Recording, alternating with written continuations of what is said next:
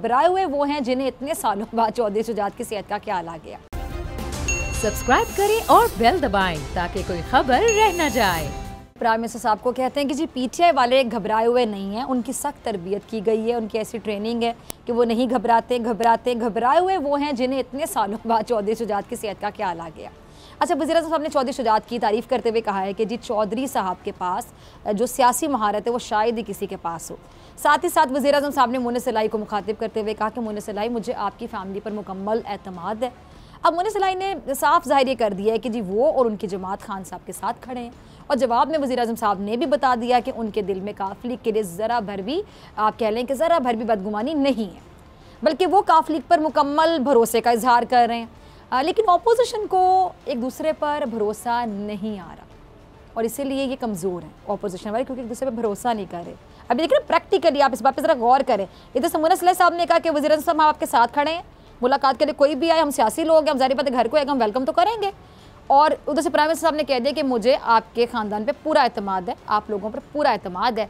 ये होता है एतमाद, और पूरी गेम ये एतमाद की है। लेकिन अपोजिशन जो कि चली है हुकूमत गिराने के लिए, वो अपोजिशन आपस में एक दूसरे पर पूरी तरह से भरोसा नहीं करी, तो फिर ये इनकी कमज़ोरी है। इसलिए अपोजिशन जमातें क्या कर रही हैं, हुकूमत की जो इत्तेहादी जमातें उनको अलग करना चाहती हैं, ताकि वो इमरान खान साहब पर अदम एतमाद की तहरीक का बराह रास्त हमला करके उन्हें घर भेज सकें। लेकिन बज़ाहिर अब ऐसा लग रहा है कि अपोजिशन अपने इस मकसद में कामयाब नहीं होगी।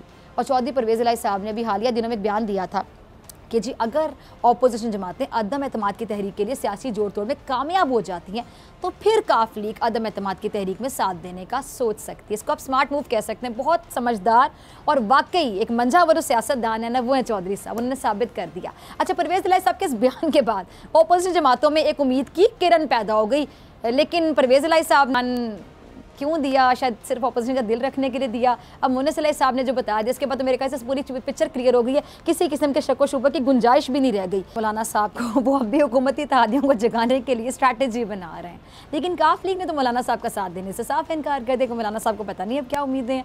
मौलाना साहब हुकूमत के खिलाफ अदम एतमाद की तहरीक अभी भी लाना चाहते हैं। अब इस पर सवाल तोड़ता है कि जो शख्स असम्बली में मौजूद नहीं है, जिसके अपने इलाके डेरा इस्माइल खान की अवाम ने उन पर अदम एतमाद का इजहार किया, वो तहरीक के अदम एतमाद लाने के लिए सर तोड़ कोशिशें कर रहे हैं। कैसे?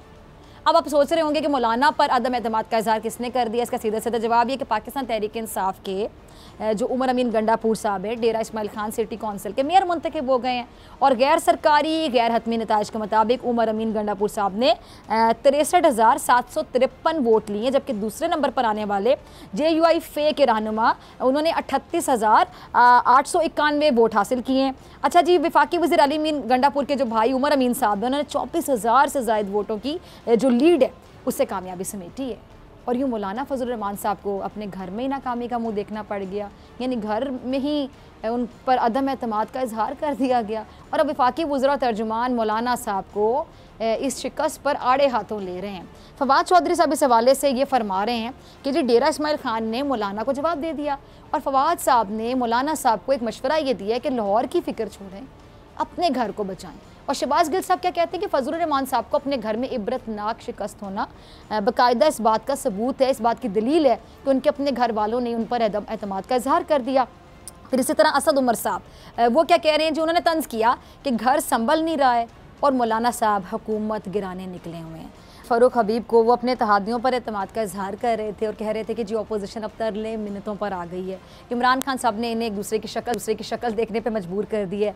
ये मुफादात का टोला है जो वक्त आने पर एक दूसरे के दोस्त और एक दूसरे के दुश्मन भी बन जाते हैं।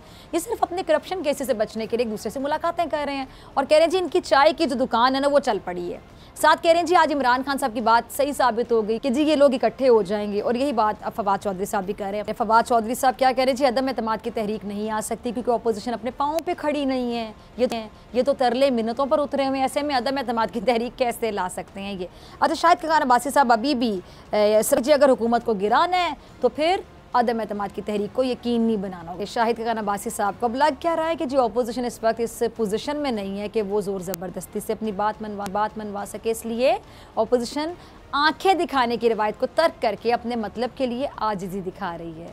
नून लीग भी जिन पर इल्ज़ाम लगाती रही है उन्हें साथ देने का कह रही है, लेकिन माजी को देखकर कोई दूर की बात नहीं लगती कि जी यही अपोजिशन अपना मतलब पूरा करने के बाद फिर से अपने हरीफों को आंखें दिखाना शुरू कर देगी, क्योंकि आजिज़ी तो तब तक रहेगी ना जब तक इनका मतलब पूरा हो जाएगा।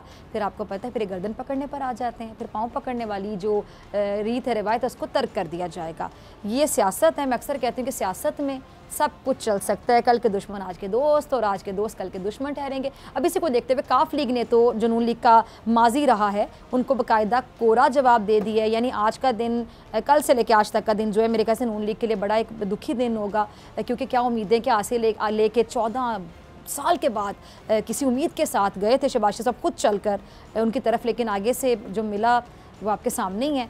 और अभी जो मतलब परस्ती है, मुफाद परस्ती है, मेरे ख्याल से इसकी जो सियासत है ना, इसका खेल ख़त्म हो जाना चाहिए। अब सिर्फ मुल्क का सोचना चाहिए। हमारे इन रहबरों को जो वाकई अगर रहबर बनना चाहते हैं प्रैक्टिकली बने, इस खेल तमाशे को ख़त्म करें, मुल्क के लिए सोचें, कौम के लिए सोचें, मुल्क की तरक्की के लिए सोचें। वरना जैसे कर रहे हैं, अगर ऐसे चलता रहा तो ऐसे कैसे चलेगा? ऐसे नहीं चलेगा। सब्सक्राइब करें और बेल दबाएं ताकि कोई खबर रह न जाए।